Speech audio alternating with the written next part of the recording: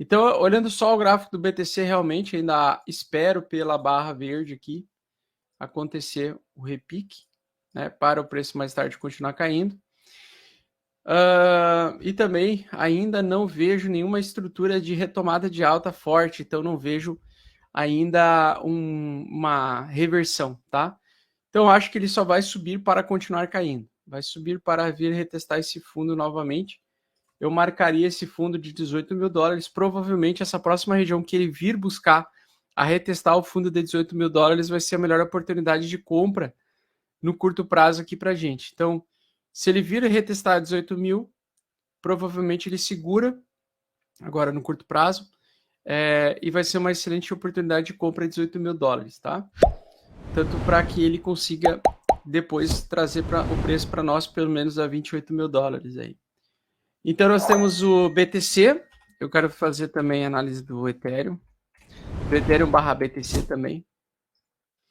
Então no caso do Ethereum a mesma coisa, acredito que ele também possa ter uma barra de alta logo em sequência.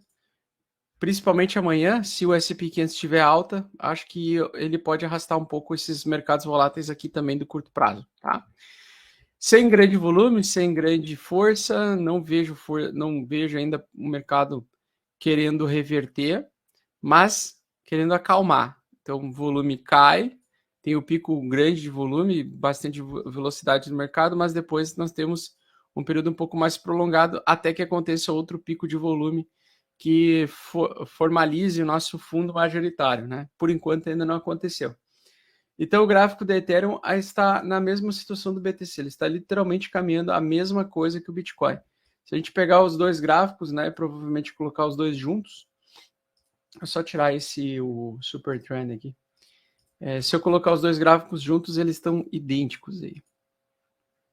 Então a gente tem o BTC USD.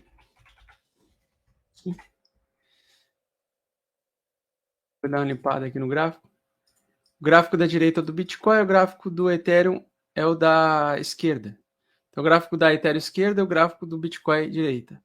A mesma coisa, mesma situação, gráfico de uma hora, semelhante ao padrão. Então ele não está descolado do Bitcoin. Eles movimentam de forma bastante semelhante. Quando isso acontece, né, fuja completamente dos mercados de futuros. Por quê? Porque significa que a putaria vai começar. O que putaria que eu quero dizer? Geralmente lateralidade, tá? E aí ele vai capturando liquidez dos dois lados. Primeiro ele vai limpando as ordens, vai tirando muita gente do mercado. Então acontece nesse sentido, esse problema mais complexo, né? Chega num padrão gráfico mais complexo. O volume é bem baixinho, então é movimentações bem pequenas. E por isso que eu ficaria aí de fora de alavancagem agora por enquanto. Não entraria em nenhum mercado alavancado aí. E rezo para quem se alavanque não perder todo o seu capital, todo o seu patrimônio, que é bastante comum acontecer isso. E agora vamos falar da nossa querida Kardanovsky, a da USD. Sobre a notícia lá da China falar que o Bitcoin vai a zero, cara, é a mesma coisa pedir para um estatista saber a opinião do que ele acha do maior instrumento que promove a liberdade das pessoas com o seu próprio dinheiro, né? Que é o chamado Bitcoin Moeda da Praia.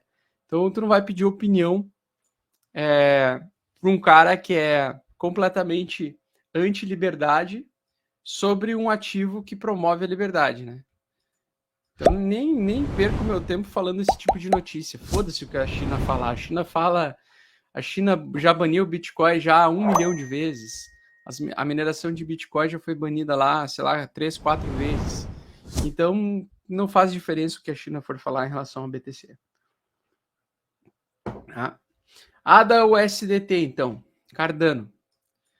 Cardano, a mesma coisa, acumulação, lateral, triângulo simétrico. Então, nós estamos presos dentro desse triângulo simétrico. Esse é um triângulo simétrico de continuidade. Tirando os outros triângulos, né? Esse aqui é o de continuidade de baixa. Então, enquanto o do BTC está querendo fazer um triângulo de continuidade alta, ou, aliás, o dólar, né? Perdão. O do dólar está querendo fazer continuidade de alta, da Cardano está querendo fazer o quê? Continuidade de baixa.